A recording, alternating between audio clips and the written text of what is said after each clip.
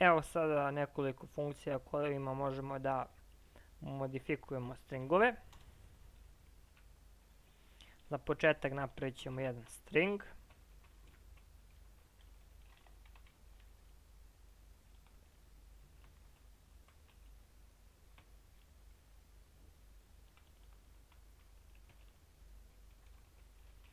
I hajmo polako da vidimo čemu služi funkcija string length.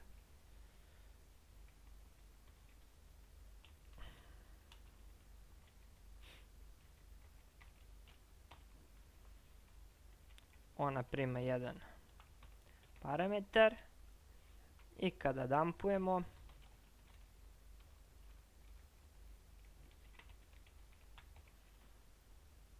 dobit ćemo dužinu našeg stringa, a to je u ovom slučaju 8.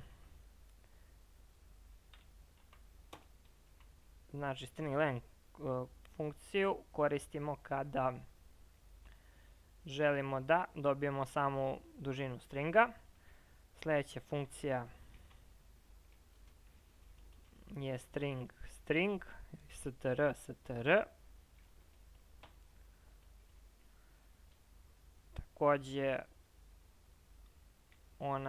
u nju mora prosledimo našu varijablu i kao drugi parametar prosledit ćemo na primjer add. I da vidimo sada šta ćemo da dobijemo. Dobili smo ovo što smo prosledili kao drugi parametar i ostatak stringa.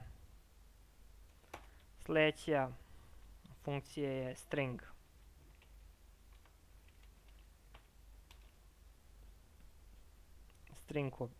compare. Evo ovdje već možemo da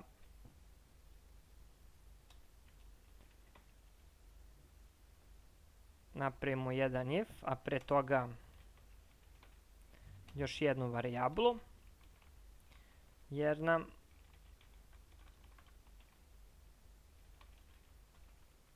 ova funkcija služi pre svega za poređenje dva stringa.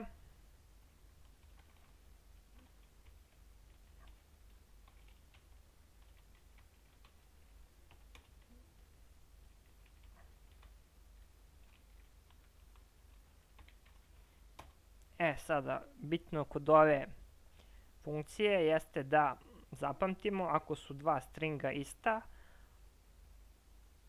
ova funkcija vratit će nulu. Onda znači ovdje stavit ćemo 0. I ako jesu, hajde ekujemo nešto.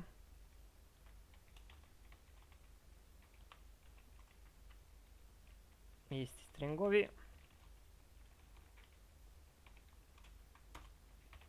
Ili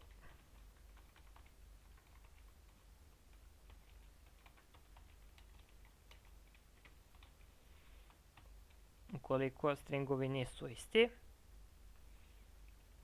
ovo možemo da zakomentarišemo, osvežimo i dobili smo obaveštenje da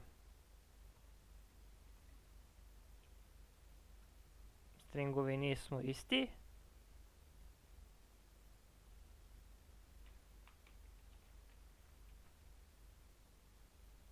Jer se razlikuje prvo slovo. Znači ova funkcija je case sensitive, a ukoliko nećemo da bude to slučaj, koristit ćemo funkciju string case compare i sada ukoliko stavimo opet će stringovi biti isti.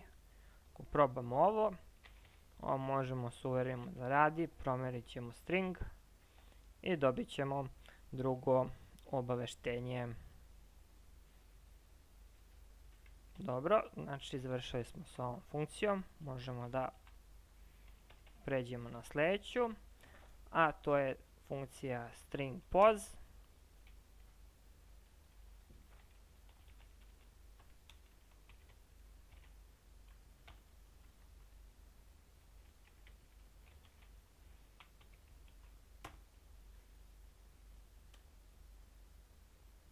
Koja također prima dva parametra. Ajde, ovdje stavit ćemo a. Ovo moramo da odkomentarišemo i dobit ćemo vrednost 2. Kako sad ovo računamo? Sad ovi stringovi su zero based, znači računamo 0, 1, 2. Znači a slovo nalazi se na poziciji 2. Tu možemo da vidimo.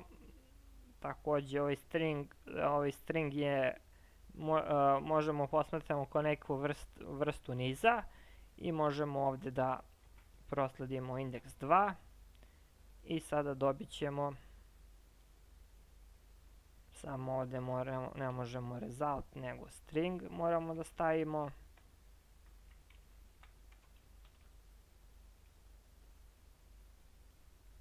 Evo, dobit ćemo a. Ako povećamo ovdje 3, dobit ćemo sljedeće slovo d.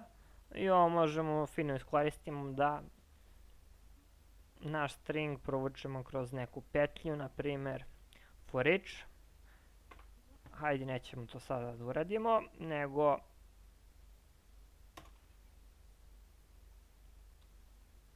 preći ćemo na funkciju string replace.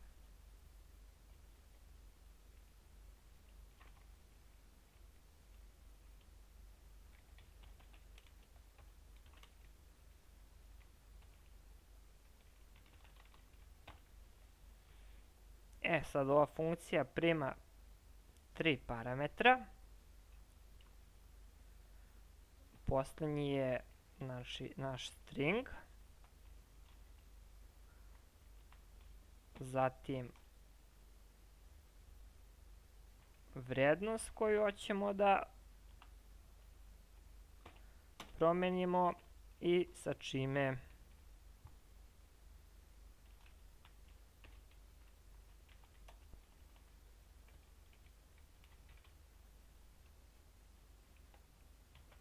i sada ako ovo dumpujemo,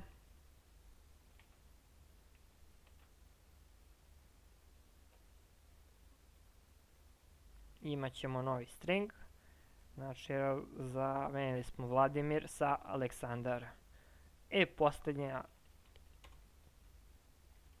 funkcija koju ćemo vidjeti u ovom tutorialu jeste substring,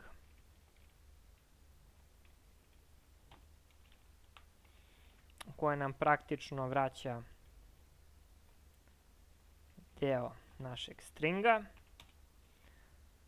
Prvi parametar je znači naš string, a drugi je pozicija koja počnemo, to je recimo 0, i daj nam znači sljedeća 4 ili 3, na primjer, slova. I evo što smo dobili. Ovo možemo da modifikujemo i da se igramo malo. U svakom slučaju dobit ćemo neki deo stringa. Eto, toliko za ovaj tutorial sa stringovima. U sljedećem tutorialu vidjet ćemo i ostale funkcije kojima možemo da modifikujemo stringove.